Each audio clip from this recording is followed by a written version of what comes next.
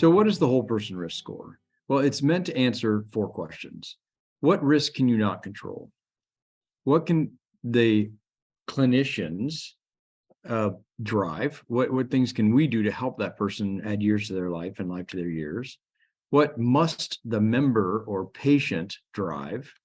And what are the most important actions to do first, second, third? I mean, getting a tetanus shot is important, but getting a tetanus shot when you haven't had your blood work done in 3 years and you weigh 343 pounds is probably not the priority. So what is the priority? What should we do?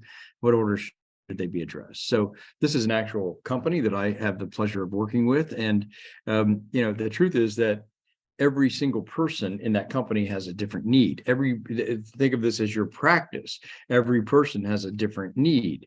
So where do we start? Well, that's called the absolute risk score.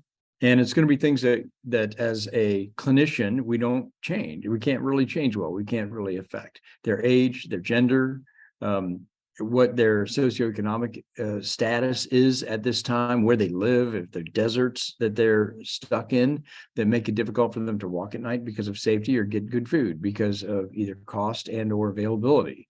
If it's a employer group, what is their income? What are the conditions that they have? And it could be 1, 2, 3, 4, 5 chronic conditions, or they could have none. What medicines are they on and how many are they on? And so putting all that together, what's the complexity of getting them cared for? And this is not something that a physician is responsible to fix, but it is something that they have to be aware of in order to be able to practice medicine effectively. The second big question that is answered is, how is the system serving the member? How's the system taking care of that person? And are there opportunities? And of course, the way that you and I think as a clinician is that there's a whole pathway that a person with migraine headaches, low back pain, heart failure, hypertension, diabetes, et cetera, would be best to follow given what we know today and given the tools we have. And then when they fall off the treatment pathway, and we kind of think of it as 2 ditches, too much care or not enough care, then what do we need to do to get them back on we call it the yellow brick road, and get them back heading toward the goal that they would like, which is a healthy, vital life. So we can do a lot, of course, as clinicians who have that knowledge.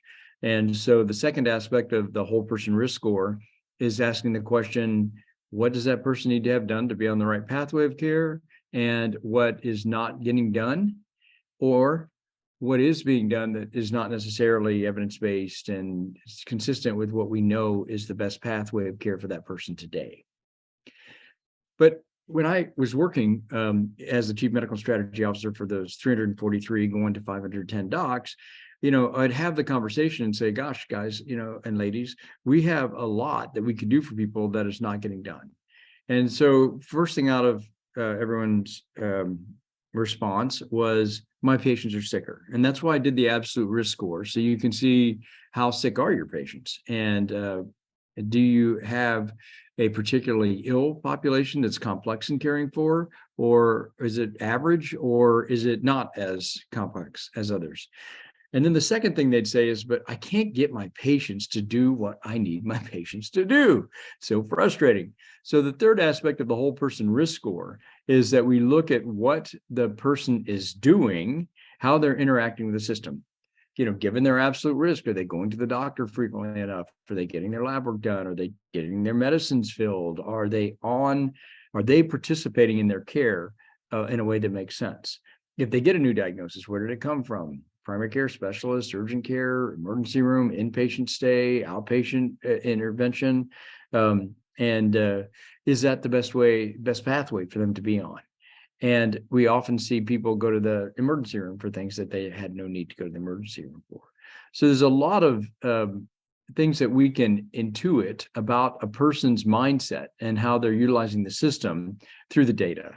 And that's what the third aspect of the whole person risk score is about.